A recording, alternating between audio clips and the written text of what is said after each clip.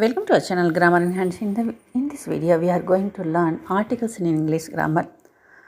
English கிராமரில் articles அப்படின்னா என்ன, அதை எப்படி கரெக்டாக நம்ம யூஸ் பண்ணணும் அப்படிங்கிறத பற்றி இந்த வீடியோவில் பார்க்க போகிறோம். இது எல்லா குழந்தைகளுக்கும் பயன்பெறணும் அப்படிங்கிறதுனால தமிழ் எக்ஸ்ப்ளனேஷனோட நம்ம டீச் பண்ணலாம்.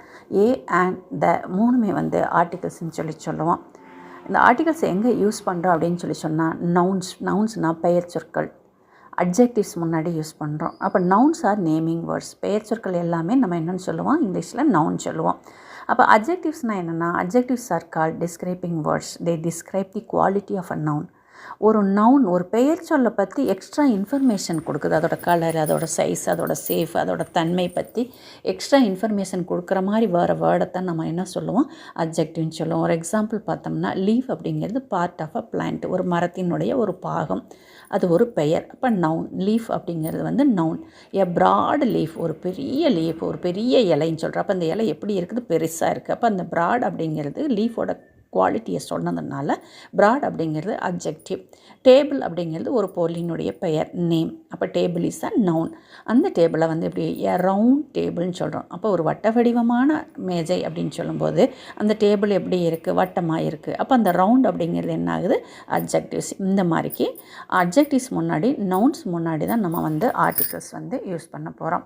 அப்போ அந்த ஏ அண்ட் தி அந்த மூணில் ஏயும் ஏன்னு இன்டெஃபினிட் ஆர்டிக்கல்னு சொல்லுவோம். அதாவது பர்டிகுலராக ஒன்றை சொல்லாமல் பொதுவாக சொல்லும்பொழுது ஏ ஆர் ஆன்னு சொல்லுவோம்.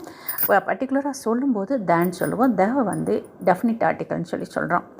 இப்போ நம்ம இந்த மூணு இதில் ஏன் எப்படி யூஸ் பண்ணலாம் அப்படிங்கிறது சொல்லி பார்க்க போகிறோம். ஏன் அப்படிங்கும்போது an is used before singular nouns or adjectives that begin with a vowel sound. vowel sound அது முக்கியமான வார்த்தை. அப்போ இங்கிலீஷில் 26 லெட்டர்ஸ் இருக்குது இல்லையா, அந்த இங்கிலீஷ் ஆல்ஃபபெட்டில் 26 லெட்டர்ஸ் இருக்குது. அதில் AEIOU இந்த 5 லெட்டர்ஸை நம்ம என்ன சொல்லணும்னா வவல்ஸ்ன்னு சொல்லுவோம். மீதி இருக்கிற 21 கான்சனன்ட் சொல்லுவோம். அப்போ எங்கெல்லாம் ஒரு noun R adjectives vowel sound கொடுக்கணும். நம்ம பொதுவாக முதல்ல என்ன பண்ணலாம்னா வவலில் ஸ்டார்ட் பண்ணுறது அந்த மாதிரி மீனிங் போகலாம். இப்போ example an egg, an apple, an ink bottle, an orange அப்படின்னு சொல்லும் பொழுது இப்போ இது AEIOயில் ஆரம்பிச்சிருக்கு, and போட்டோம் நம்ம போட்டுறோம். இதை நீ அடுத்து பார்க்கும் பொழுது but we use a before the words that begin with a vowel but do not have vowel sound. ஆனால் சில வவலில் AEIOயில் ஆரம்பிச்சிருக்கோம், ஆனால் வவல் சவுண்டு அந்த உச்சரிப்பு வவலாக இருக்காது, உயிரெழுத்துக்குரிய ஒரு உச்சரிப்பு கிடைக்காது. அந்த மாதிரி இடங்களில் AEIOயில் ஆரம்பித்தாலும் நம்ம ஆன் போடாமல் ஏ போடணும். எக்ஸாம்பிள் பார்த்தீங்கன்னா European, university, union, unit, universal problem, $1 coin, uniform, unicorn, eucalyptus tree. அப்போ இதுக்கு நான் சிம்பிளான ஒரு ஐடியா என்ன சொல்கிறேன்னு கேட்டிங்கன்னா, இந்த பக்கம் வந்துடுங்க. அந்த வேர்டு இருக்கு இல்லையா, AEIOயில் ஆரம்பித்த வேர்டை நீங்கள் தமிழில் எழுதி பாருங்கள். தமிழில் ஆ முதல் ஆ வரை உள்ள 12 எழுத்துக்களையும் நம்ம என்ன சொல்லுவோம், உயிர் எழுத்துக்கள்னு சொல்லுவோம்.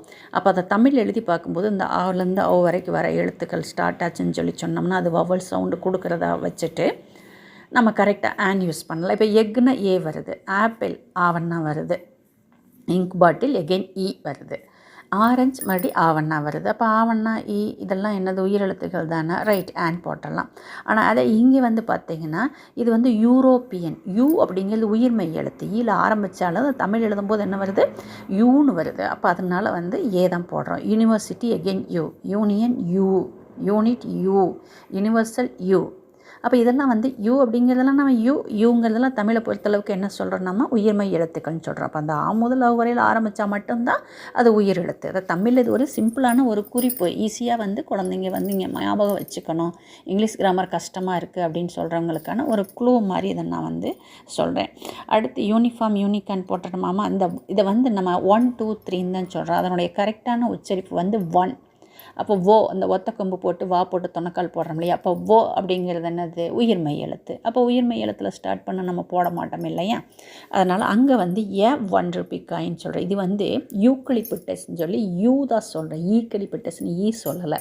அப்போ இது என்ன ஆகுதுன்னா AEIOயில் ஆரம்பித்தாலும் வவல் ஆரம்பிச்சிருக்கு, ஆனால் வவல் சவுண்டு வரல. அந்த மாதிரி இடங்களில் நம்ம என்ன பண்ணணும், ஏ தான் யூஸ் பண்ணணும்.